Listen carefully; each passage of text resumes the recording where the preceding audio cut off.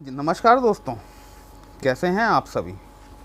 मैं आपका अपना ज्योतिष मित्र श्लोक वर्मा आपके अपने चैनल श्री हनुमंत कृपा पर आपका हार्दिक अभिनंदन करता हूं, स्वागत करता हूं। साथ ही बड़े भैया श्री हनुमान जी से ये निवेदन करता हूं कि वह अपने हनुमत कृपा परिवार के सभी सदस्यों को सुख समृद्धि प्रदान करें और उन्हें अपने कार्यों में आशातीत सफलता प्रदान करें। दोस्तों, आज हम बात करने वाले हैं 6 जून 2024 को होने वाले गुरु के उदय के बारे में।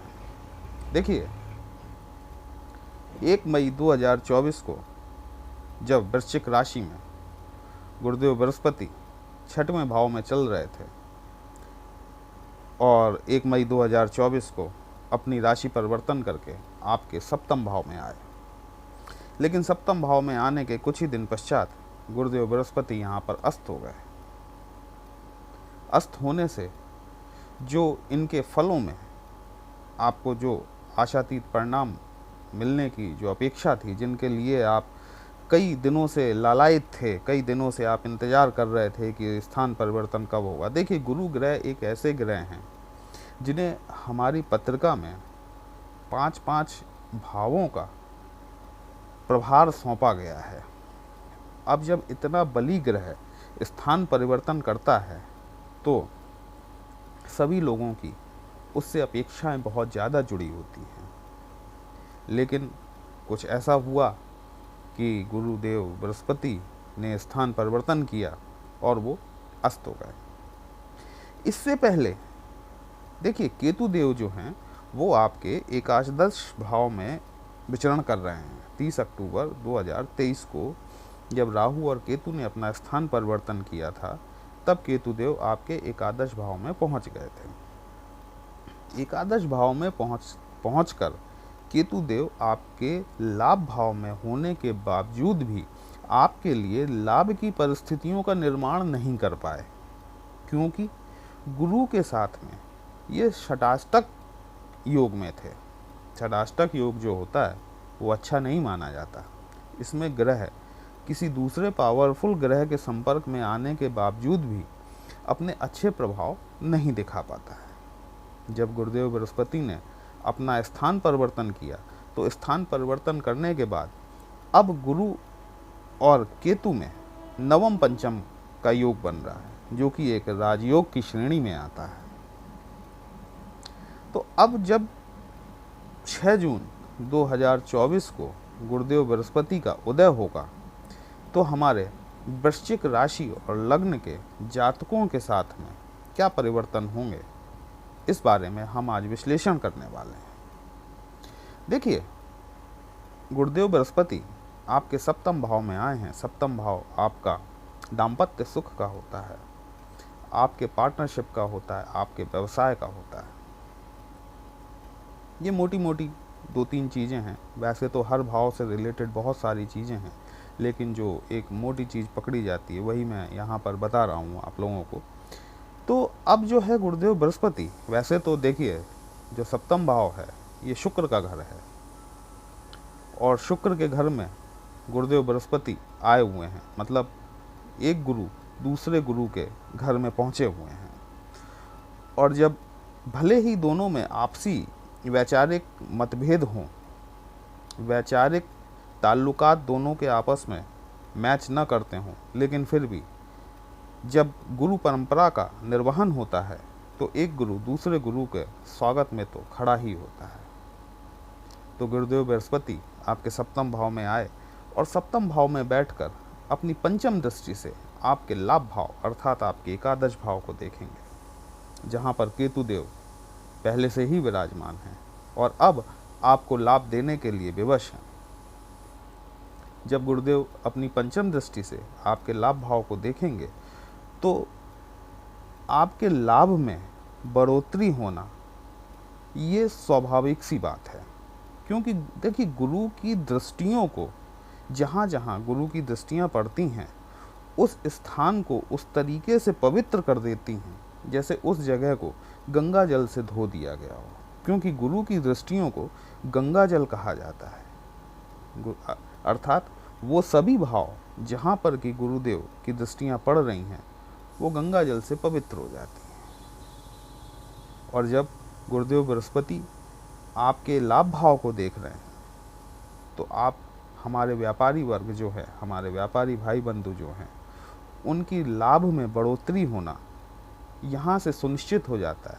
और ये भी कोई कम समय के लिए नहीं, बल्कि कहना चाहिए कि पूरे 1 वर्ष के लिए, मतलब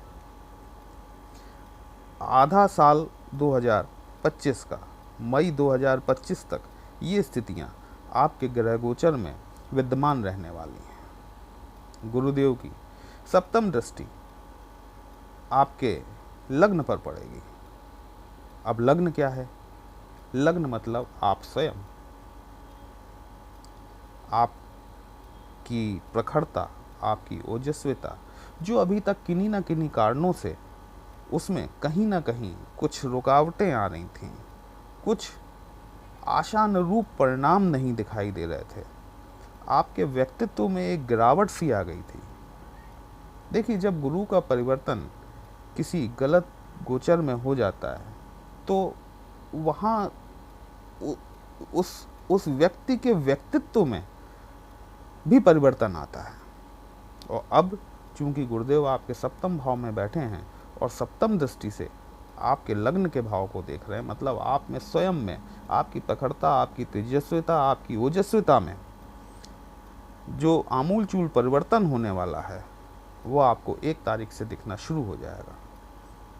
तो एक तो आपकी लाभ की परिस्थितियां बढ़ रही हैं, दूसरे स्वयं आपके व्यक्तित्व का विकास हो रहा है, तीसरे गुरुदेव बृहस्पति अपनी नवम दृष्टि से अपनी नवम दृष्टि से आपके पराक्रम भाव को देखेंगे। यहाँ एक छोटी सी समस्या है कि आपका जो पराक्रम भाव है वृश्चिक लग्न और राशि के जातकों में, वो आपका 3rd हाउस, वहाँ पर मकर राशि विद्यमान होती है, जो कि गुरुदेव की नीच की राशि कहलाती है। अतः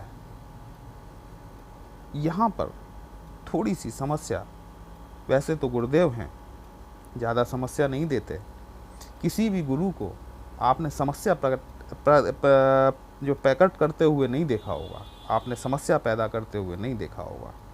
हाँ, लेकिन थोड़ा बहुत दंड तो मिलता है, जायज़ है।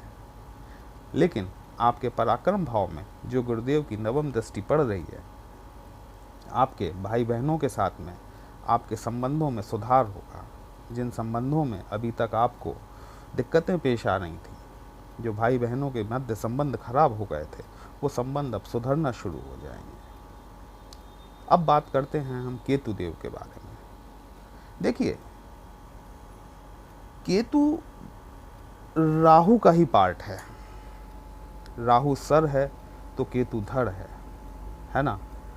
अब हम किसी भी ग्रह का जब विश्लेषण करते हैं तो हमें उसके नैसर्गिक, जो उसकी स्पेशलिटी है, जो उसकी विशेषता है, उसे नहीं भूलना चाहिए। केतु जो हैं वो डिटैचमेंट के कारक हैं, मतलब जहां आपको राहु जोड़ने का काम करते हैं, वहां आपको केतु डिटैच करने का काम करते हैं। तो अब केतु से अगर आपको फ़ायदा उठाना है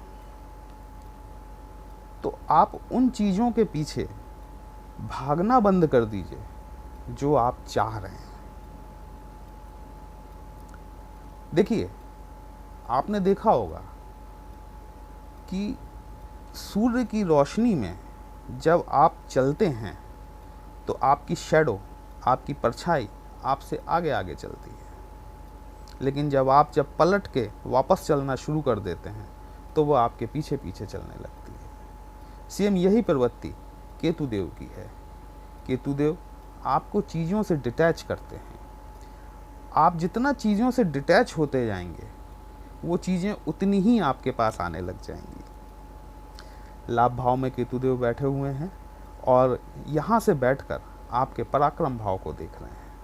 स्वाभाविक सी बात है, आपके लाभ में वृद्धि होगी, आपके पराक्रम में वृद्धि होगी, आपके भाई बहनों से संबंधों में सुधार होगा। यहीं बैठकर केतुदेव आपके संतान भाव को देख रहे हैं। जो आपके संतान भाव पर केतुदेव की नवम दृष्टि पड़ रही है। आपकी संतान आपसे दूर जा सकती है। कैसे? कहीं एजुकेशन के लिए, कहीं जॉब लग जाएगी तो भाई दूर तो जाना पड़ेगा। यही डिटैचमेंट है, केतु का डिटैचमेंट यही है कि आप बहुत दिनों से प्रयासरत थे कि भाई मेरे बेटे का एडमिशन हो जाए, मेरी बिटिया का एडमिशन हो जाए। अब वो एडमिशन हो गया और उसे जाना है, तो अल्टीमेटली हुआ क्या, केतु ने आपको अपनी संतान से डिटैच कर दिया। लेकिन किस लिए किया? फायदे के लिए किया। बच्चा जाएगा, हायर एजुकेशन लेगा, पढ़ेगा, अच्छी जॉब लगेगी, अच्छी अर्निंग होगी। तो ये केतु के नैसर्गिक तत्व हैं, हमें इन्हें भूलना नहीं चाहिए। तो कुल मिलाकर हमारे वृश्चिक लग्न और राशि के जातक, उनके जीवन में एक आमूलचूल परिवर्तन होने वाला है। गुरु ग्रह उदय होंगे और सारी समस्याओं का अंत अब निकट है, आप ये मान कर चलिए। क्योंकि जैसा मैंने अपने पहले वीडियो में भी बताया है कि जून माह में कितने सारे ग्रह एक भाव में इकट्ठा हो रहे हैं और वो सभी आपके लग्न भाव को देख रहे हैं। खैर वो ग्रह तो ट्रांजिट पीरियड है, 1 महीने 10 दिन 15 दिन के हिसाब से वो आगे अपना भाव परिवर्तन कर जाएंगे। लेकिन गुरुदेव बृहस्पति और केतुदेव अपने अपने भावों में लगभग 1 साल तक यहीं रहने वाले हैं। तो इनके परिणामों में आपको निश्चित तौर पर जो भी आपको फल मिलेंगे वो अगले आने वाले 1 साल के दौरान आपको देखने को मिलेंगे। तो दोस्तों, हमारा विश्लेषण अगर आपको आज अच्छा लगा हो तो आप अपने इस चैनल को लाइक, शेयर और सब्सक्राइब अवश्य करें। साथ ही अगर आप हमसे अपनी पत्रिका का विश्लेषण कराना चाहते हैं तो हमारा नंबर थंबनेल में व्हाट्सएप नंबर दिया हुआ है, आप हमसे व्हाट्सएप पर कांटेक्ट कर सकते हैं। आपकी समस्या का समुचित समाधान करने का प्रयास किया जाएगा। चलिए कल फिर मिलते हैं एक नई राशि के नए विश्लेषण के साथ में। तब तक के लिए जय श्री राम।